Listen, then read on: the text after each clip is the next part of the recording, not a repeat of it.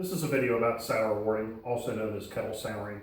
In it, I'm going to discuss what it is, how to do it, why you might want to do it, what the benefits are, and some other considerations if you want to give this a try yourself. We're going to make two beers in this video. The first is a Berliner Weisse, the other a Gose. Now the Berliner Weisse has a lower starting gravity, it's lightly hopped, and it's quite sour. The Gose has a higher starting gravity, it is more aggressively hopped, and it's slightly tart. It's not real sour like the Berliner Weisse is. It's also seasoned with coriander and sea salt. So while these two beers have a lot in common, when they're finished, they're going to be quite different from each other. So why would somebody want to do this in the first place? Obviously, because you want to have a sour beer. The question is, what advantages does sour worting have over other ways to sour beer? So let's talk about how beers have traditionally been soured. First, it's done on the fermentation side of things. So it's best to have separate equipment if you're going to go that route. In addition to that, it takes a lot of time. You're usually looking at about a year to sour beer traditionally, during which time that beer can get ropey, it can get sick. It's not something that you want to drink before it's ready. By contrast, if you kettle sour the beer, you're probably going to be done in 2 or 3 days. In addition to that, because it's done on the hot side, you can use all your same equipment without fear. It's also worth noting that hops and some of this bacteria that sours the beer, specifically lactobacillus, they don't get along well. Hops inhibit their growth. However, we're going to sour the wort before the hops are added. So that's really not something that we have to take into consideration. I normally make 10-gallon batches. In this case, I'm going to have 5 gallons of Berliner Weisse and 5 gallons of Gose. Both beers are being made with the same mash. I'm going to accomplish the different starting gravities by doing a twist on the party-gyle system, where the first 3 gallons were collected from the mash and set aside. That's under refrigeration. After that, I sparged it as normal and collected about 9 gallons in the oil kettle. The gravity there is 1028 and it's currently souring, which is why this process is also known as kettle souring, because it's normally done at the kettle. So what's going on in this kettle? Why is the wort turning sour? Well, it's turning sour because I added a bacteria called lactobacillus to it.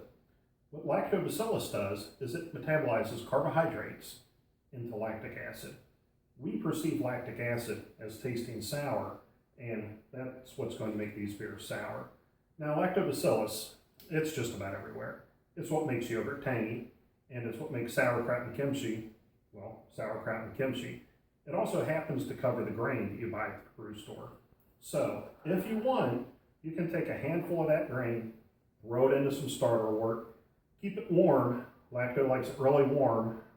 About 100 to 115 degrees Fahrenheit is its happy spot. Give that 5 or 6 days, and you're going to have a great starter. Well, you're going to have a lot of bacteria in that starter.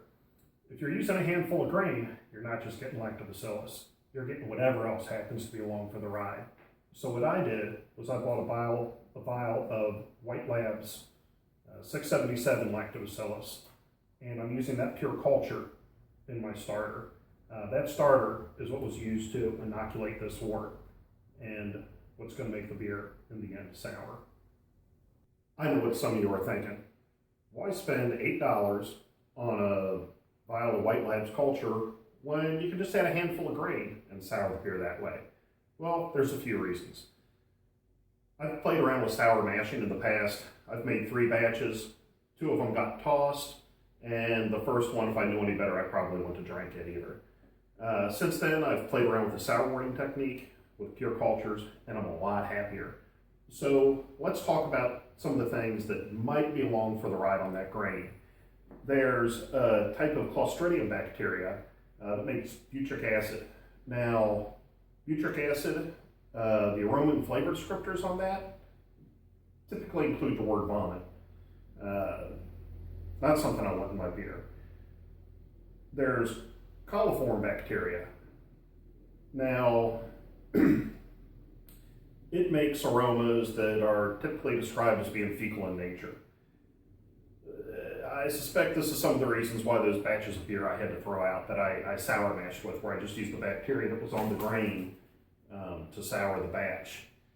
Now, in addition to the coliform that is described as being fecal smelling, there's bacteria that can make something called isovaleric acids, and I'm sure I'm butchering all these names. I apologize, I'm not a microbiologist, but that isovaleric acid, it's described as stinky feet, rancid Parmesan cheese. These are all things that I don't want in my beer, which is why I think it's worth paying the $8 for a pure culture from somewhere, wherever you end up getting it. It may be fun to play around using grain, and there's things that you can do to mitigate these acids being produced. One of which is making sure that your wort pH when it goes to sour is 4.5 or lower. It's difficult to produce isovaleric acid in an oxygen-free environment, so make sure that your mash is covered with maybe a piece of saran wrap on top. If you've got CO2 or argon or something that you can blanket on top of that and seal the top of your kettle up with, that's going to help as well. But for me, in my experience, it's worth just starting with a pure culture.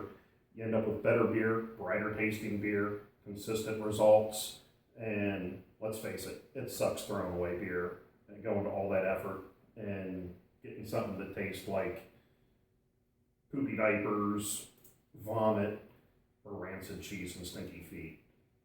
So that's why I go with a pure culture as opposed to just tossing some grain in there,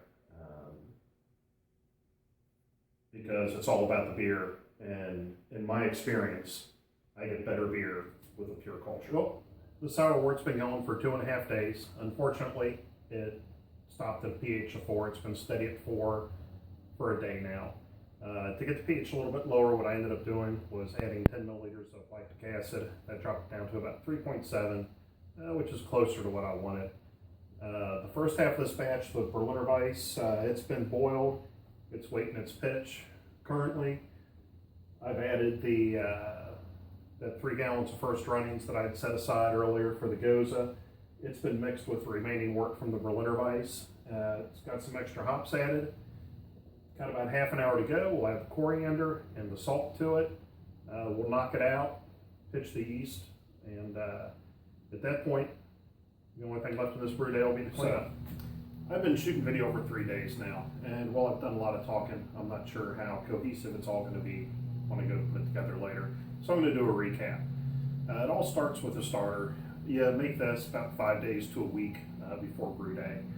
A couple of ways you can do it. You can use a culture from one of the yeast companies, or you can use the bacteria that's already on the grain to make your starter. Just keep it warm, just south of 120 degrees. The way I did this was by using a space heater hooked up to the temperature controller in my fermentation chamber. That kept it within a few degrees where it needed to be the whole time with no problems.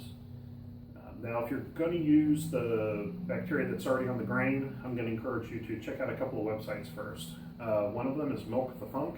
The other is Dr. Lambic. Both of them have a lot of good information on them about how to avoid some of the pitfalls and risks that we talked about earlier. So when brew day comes, brew day is pretty much like any other brew day. The mash is normal, sparge is normal. Collect the wort in your boil kettle like you would for any other beer. Bring it to a boil. Boil it for 10 or 15 minutes, just to make sure the only stuff in there is what you're going to be adding. Then cool it down to 115, 120 degrees, somewhere in there. Just make sure it's lower than 120. And then add that starter. Keep it warm for 2 or 3 days. About the same temperature as the starter, between 100 and 120 is perfect. If you've got a temperature controlled boil kettle, that works really good. If not, there's some other ways you can do it. James Spencer from Basic Brewing, he uses his smoker that you use for meat to keep his at temperature.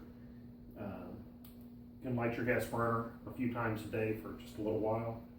You can use a space heater in a fermentation chamber like I use my starter. It doesn't have to be perfect, but the closer you can keep it to that 100, 120 degrees Fahrenheit, the faster it'll go. If you're unable to maintain those kind of temperatures, it may take an extra day or two, but it's going to work. So then once it gets to where you want it to be, as far as the level of tartness, the level of acidity that you want in it, it's pretty much back to normal brewing. You boil the wort, add your hops, knock it out, move it over to a fermenter. That's where the beauty of this process is when you move to your fermenter, it's a clean beer again. Boiling it's going to kill all those bugs that you added. They've done their job, they've done their work. You don't need them anymore, and you're not going to have to worry about them contaminating any other beers that you might have or make in the future. So it's really not a complicated process. Pretty much, you're just adding a fermentation between the mash and the boil to sour it.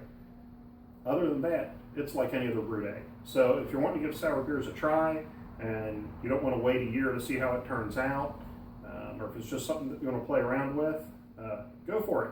Give it a try. Well, it's been about 5 or 6 weeks since brew day, and I'm real pleased with the way these turned out. This one here is the Gose. The coriander's not overpowering. It doesn't taste salty, but it's quite different from, well, it's obvious it's not a normal beer. I'm very pleased with it. The Berliner Weisse is not as sour as the last one that I did, but the last one I did would make you pucker when you drank it, so I think it was really a bit too much. This one's quite a bit more enjoyable. So overall, I'm real pleased with how things turned out. Splitting the batch, I like doing that because I don't have 10 gallons of the same beer that I have to drink. I like having a little bit of variety, and this experiment's turned out to be a great success. The Gose is not nearly as sour as the Berliner Weisse. Both are really close to what I was going for. Another thing about these two styles of beers is that they're very effervescent. They're quite carbonated. The Gose, I've got about 15 or 16 psi on, and I've got 2 of these things inside the keg. They are mixers for epoxy, 1/4 inch, like double helix mixer things that kind of artificially increase your line length when you're kegging. I have 2 of these dropped into the dip tube of my corny keg for the Gose, and 3 of them for the Berliner Weisse, which is at like 19 or 20 psi. Both beers taste really good. I'm quite pleased with how things turned out, and if you're interested, give it a try. I think you will be too. Cheers.